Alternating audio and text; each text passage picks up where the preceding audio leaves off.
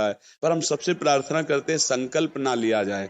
कभी कोई अगर नियम लेने की बात हो तो ये जरूर छूट दे दे कि हे प्रभु, यदि हमारा स्वास्थ्य ठीक रहा, हमारा जीवन रहा, तो हम आपके ऐसा कर लेंगे, और अगर नहीं रहा तो आपने कोई संकल्प किया नहीं तो पाप नहीं लगेगा।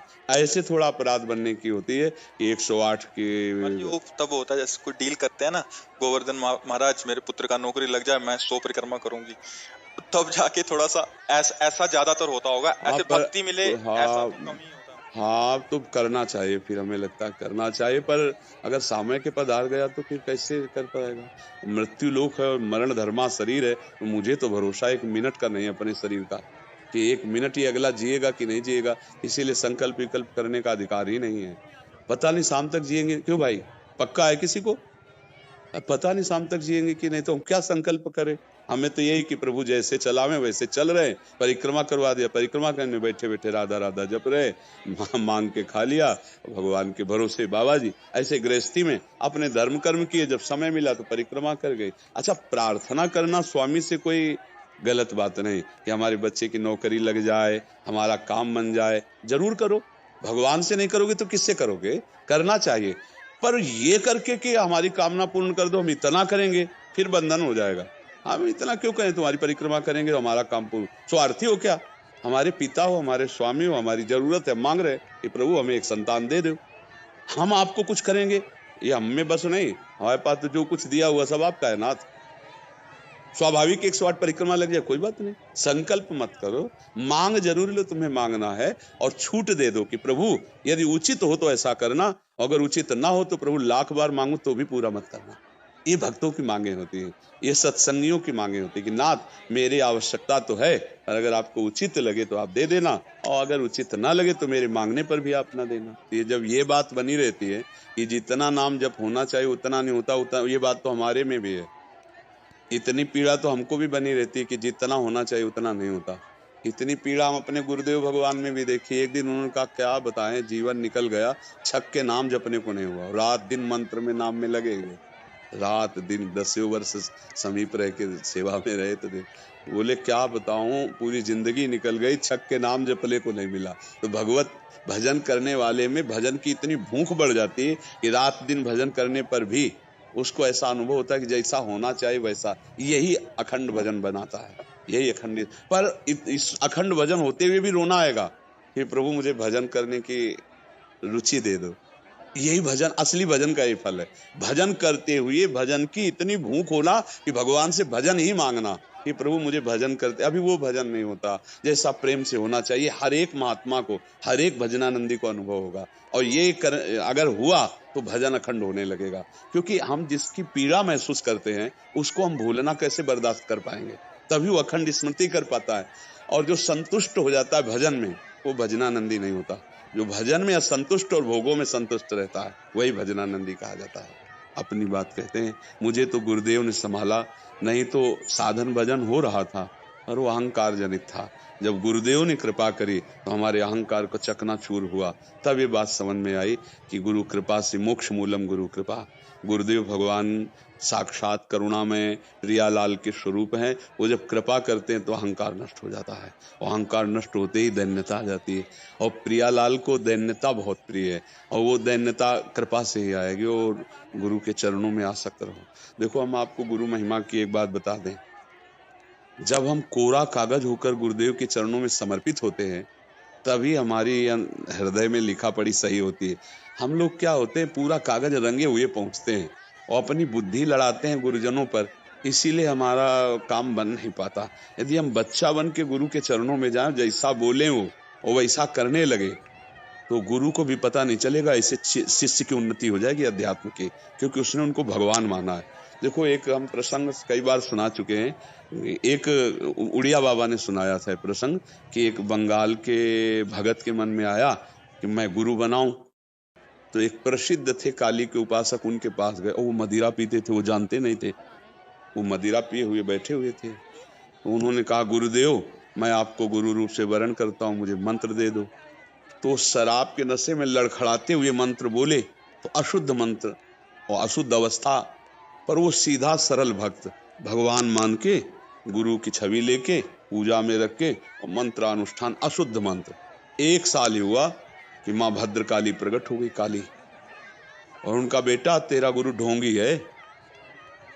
तो उनका माँ, पहली बात तो आप गुरु को ऐसा न बोले, गुरु हमारे परब्रह्म है, आप ऐसा न बोले।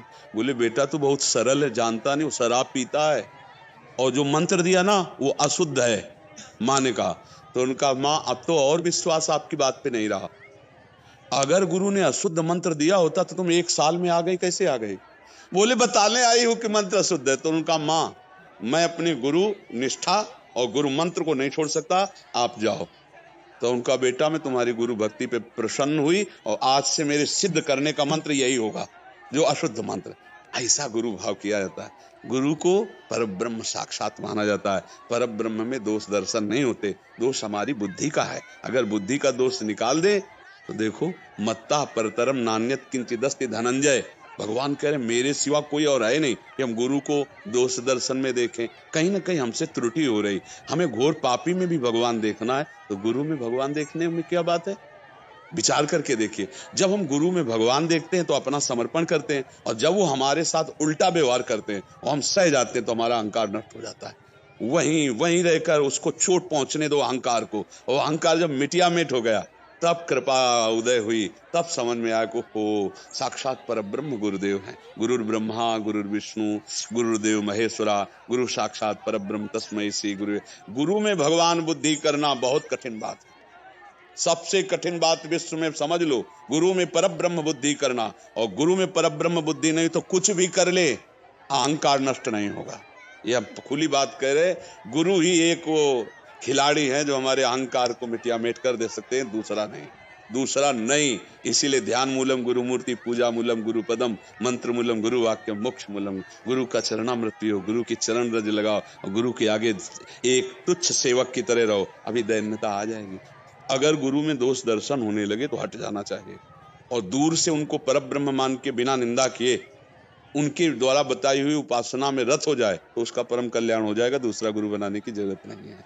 परमात्मा प्राप्ति के लिए गुरु कृपा ही। हम तो आपको हाथ उठा के कहते हैं कि गुरुदेव की कृपा के बिना एक कदम नहीं चल सकते, एक कदम भी नहीं चल सकते। हम जैसे भूमि में ही कदम रख सकते हैं, ऐसे हम जीवित हैं, परमार्थ में चल रहे हैं तो केवल अपने गुरुदेव की कृपा से चल रहे हैं, किंचन मात्र कुछ नहीं। केवल वो ऐसे पकड़े हुए हैं तो हम चल रहे हैं, अगर वो ऐसे छोड़ दें तो धम में से गिर जाए। गुरु कृपा ही केवल, हम गुरु कृपा है, वो दैन्यता गुरु कृपा से है। महाराज जी धन्य भाग है आपकी कि आप दैन्यता चाहते हैं। हाँ, परम कृपा है वैष्णव आचार्यों की। बस चुपचाप चलते रहिए, किसी की निंदा मत करना और किसी के दोष दर्शन मत करना, बस इसी से दैन्यता आ जाएगी। और दैन्यता में रोना आता है, जैसे अब आप कल दैन्यता में रोना आता है कि मुझ जैसे अधम पर इतनी कृपा श्री कृष्ण की, महाप्रभु की, गुरु की, तो वो हृदय निर्मल होता चला जाता है। जब रुदन होता है ना प्रभु के, उसमें इससे ज्यादा और किसी तीर्थ में नहीं पवित्रता है जितनी रुदन में पवित्रता है। हाँ, रुदु सुश्रम राजन कृष्ण दर्शन लालसा, जब अपने प्यारे प्रभु के लिए रोना आता है तो हृदय निर्मल, तार तार निर्मल हो जाता है। और कबीरदास जी कहते हैं कि बिन रोए किन पाइया प्रेम प्यारा अमित, कबीरा हंसना छोड़ दे रोने से कर प्रीत, बिन रोए किन पाइया प्रेम प्यारा अमित।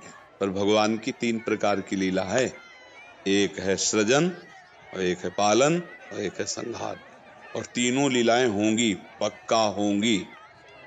जैसे सृजन जरूरी है, पालन जरूरी है, ऐसे विनाश भी जरूरी है। तो देखो, इस शरीर को कहा गया विनाशी और इस लोक को कहा गया मृत्यु लोक। तो भाई देखो, जो जन्मा है उसका शरीर छूटेगा, जो हमने कर्म किए उसके अनुसार हमें भोग मिलेंगे। अब हम भगवान से भजन के बल से, उनके प्रार्थना के बल से हमको क्षमा याचना करवा सकते हैं।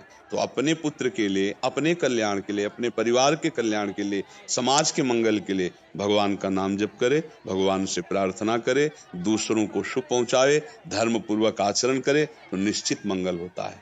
हाँ, बहुत अच्छा है। देखो, यशोदा मैया स्वयं भगवान लाला के रूप में आएला तो गौ की पूंछ से झाड़ना और ब्राह्मणों को बुलाकर स्वस्ति वाचन कराना, दान देना, मेरा लाला कन्हैया सुरक्षित रहे। क्योंकि बड़े बड़े आक्रमण हुए ना, पूतना है, तृणावर्त, अघासुर, बकासुर, तो मैया घबरा जाती थी कि दुनिया की बलाए हमारे लाले के पीछे काहे पड़ी। और अच्छा, माँ को अपने पुत्र का महान स्वरूप दिखाने पर भी दिखता ले, क्योंकि माँ है ना, उनको तो लगता है मेरा लाला है, तो बार बार वो परेशान हो जाती थी और स्वयं भगवान की रक्षा के लिए भगवान के नाम का प्रयोग किया। केशव भगवान बाजुओं की रक्षा करे, ऐसे करे, ऐसे। तो हमें लगता है भगवान का नाम जप और धर्माचरण, दूसरों को सुख पहुंचाना, और इसका फल मेरा पुत्र सुरक्षित रहे, मेरे पुत्र की बुद्धि शुद्ध हो, मेरे पुत्र को कभी विपत्ति न हो। तो ये देखो, माँ में बहुत बड़ी सामर्थ्य है। अगर माँ तपस्या और पूर्वक अपने पुत्र को चाहे तो अजर अमर बना सकती है। मंदालसा माँ ने यही कहा था, मेरे गर्भ में जो जीव आएगा उसे भगवान से मिला के रखूंगी, उसे भगवत प्राप्ति, और ऐसा ही किया। देखो, गांधारी जी ने ये भी सुना कि धृतराष्ट्र हमारे पति होने वाले वो अंधे हैं, तो पट्टी बांध ली। जब ये समय आया कि अब युद्ध होगा ही पक्का, तब गांधारी जी ने कहा, बेटा मैं तुम्हें बहुत प्यार करती हूँ, तुम मेरा बेटा है, पर भीम के सहयोगी श्री कृष्ण तू मारा जाएगा, इसलिए जा, तू नग्न होकर मेरे सामने आ जा, मैं पट्टी खोलती हूँ, तेरा शरीर वज्र का हो जाएगा, मृत्यु ही नहीं होगी तेरी। अब भगवान तो भगवान ही हैं। अब वो आ रहे थे नंग धड़ंग दुर्योधन, तो भगवान ने देखा, उनका अरे यार तुम इतने बड़े होकर बच्चों की तरह नंगे घूम रहे हो। तो उनका माँ ने कहा, बच्चे हो, कम से कम कमर तो ढक लो इतना। वो ऐसे पत्ता लगा के ऐसे गांधारी ने जी हुई आँख खोले, ऐसे दे, उनका ये पत्ता क्यों लगा लिया? उनका, माँ तुम्हारे सामने नंगा कैसे आऊं? अरे उनका, धोखा कर दिया तूने। अब जितनी दृष्टि मेरी पड़ गई, तेरा शरीर वज्र का हो गया, गदा या किसी भी प्रहार से नष्ट नहीं होगा, लेकिन तू कमर से मारा जाएगा। यही से कमजोर हो गया। और भगवान अपने भक्त का प्रण पूरा करवाने के लिए जब द्रौपदी को दिगंबर करा रहा था ना, ये सभा में लाओ जंगा ठोक रहा था, तो भीम ने यही प्रण किया था, इसी जंगा को तोड़ूंगा। अगर भगवान भक्त की वचन रक्षा ना करते और वो पूरा वज्र का शरीर हो जाता तो तोड़ नहीं पाते, इसलिए भगवान ने।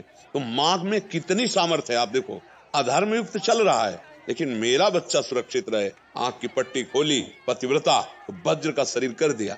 तो आप अपने पुत्र को अजर अमर अविनाशी बना सकते हैं, साधना और भजन के प्रभाव से। नाम से परम गति होती है।